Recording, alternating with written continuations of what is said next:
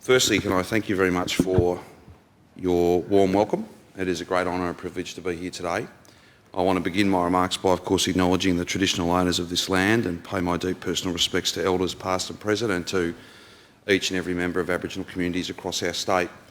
This is an historic occasion, one that is well overdue and one that confirms beyond any doubt, I think, that in Victoria, more than anywhere else in our nation, we understand, we embrace, we own, and we are committed to making real that central truth, that better outcomes for Aboriginal people must be led by Aboriginal people. Those words are uttered often and in many different forums. But here in Victoria, all of us can be abundantly proud that that's not just a value statement, we are living that and making that real. And that is something that is a great source of pride for myself, for Gavin, for Natalie, for every member of our team. I want to acknowledge Jill Gallagher and her work. I've known Jill for a long time and I credit Jill with my appreciation of that central truth.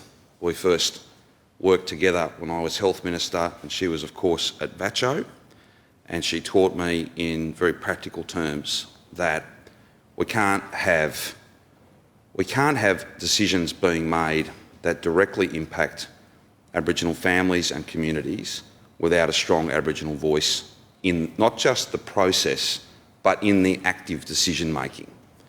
That is true in health, it's true in so many different sectors, and it's true when it comes to the notion of making self-determination real. Not just fine words, but indeed a process that will not be easy, it will be challenging, it will test us, it will push us. It will, from time to time, be very difficult, I expect. But we're not here because this is an easy process. If it were easy, it would perhaps have been delivered many, many years ago. It wasn't, but it now falls to us this unique opportunity to do more, to do better, to deal with all of those challenges that will come along the way. And if I might be permitted to make a fairly parochial point, as a state, we are, I think, at our best when we lead our nation. And for some unknown reason, we as a nation find it difficult to do meaningful things with that wonderful truth-telling poetry that is the Uluru Statement. We find it as a nation impossible to do what all of you have done. Come here with different perspectives, with different voices, with different lived experience, but united in a common purpose. That we have to, together, do everything we can to heal the wounds of the past, and we have to build a shared common future. One that is hopeful, one that is realistic at the same time, but one that is truly about self-determination. The alternative is to skirt around these issues, never finding the courage to lead, never finding the courage to face up to those terrible injustices of the past. Now, I want to say a couple of things about where we are today. And I know that for many, this is a symbol of injustice. This building, 163 years of injustice. But as Jill, I think, very eloquently made the point yesterday, it's fitting that a reset of this partnership, a reset of our relationship and our way forward should arrive from this place, should come from this place. And I am determined, as every member of the government and through the government, every Victorian, to a much more honest, a much more just, a much more inclusive and respectful future. And as difficult as it is to perhaps be in this building, we will look back, I think, in years to come and be very proud of what has been achieved to this point and all that will come thereafter. To each of you, can I say thank you for your leadership in individual communities?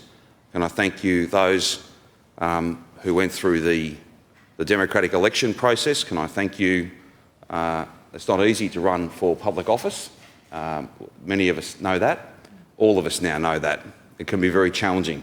There are many different views, there are many different opinions, but it's only by taking a stand, it's only by putting yourself forward that we can hope to find that consensus, find an agreement that is about, yes, the past and terrible, awful things that dominate our history, but also find that shared connection and bond and that unified position to take us forward. Now, I'm abundantly conscious as well that there's Q&A at the end of this, so long speeches are never good speeches, but I want to get to that as quickly as I can. But I just hope that I leave you with a clear sense that we have embarked on this process because each of you, and through you, Aboriginal communities across the state, said that no self-determination conversation would be complete, or it would simply be a conversation, words without action, unless treaty was on the table and unless we took big and bold steps to deliver treaty. That's what brings us here today, listening to Aboriginal people. Nothing about this process will be easy. Nothing about this process will be quick. But important work rarely is.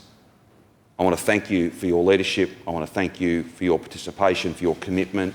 With this opportunity comes great responsibility for each of you and for us.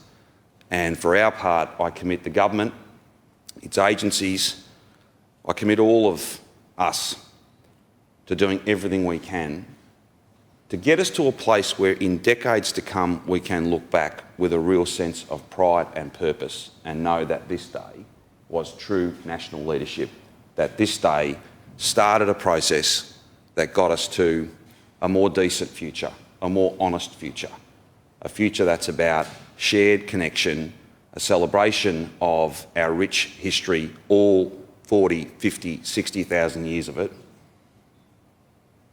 while facing up to the terrible injustices of the past, giving not just a voice but real power to Aboriginal people and building a better Victoria. That is not just good for Aboriginal Victorians.